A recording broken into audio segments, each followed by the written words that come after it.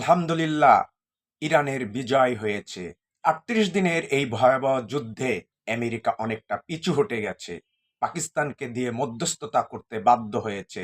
যখন আমেরিকা তাদের eagle F-15 fighter jet দিয়ে ইরানে হামলা চালাতে গিয়েছে, যখন তাদের ফাইটার জেট ক্রাশ হয়, ইরানের প্রতিরক্ষা বাহিনী উদ্ধাররত আমেরিকার ম্যাসিভ রেস্কিউ টিম ধ্বংস করে দিয়েছে। তারপর থেকে আমেরিকা বাধ্য হয়েছে এই যুদ্ধ থেকে সরে আসতে। আমেরিকা তাদের ২টা ব্ল্যাক হক হেলিকপ্টার সহ এয়ারক্রাফট একেবারে কয়েক ঘন্টার মধ্যে ধ্বংস হয়ে গেছে।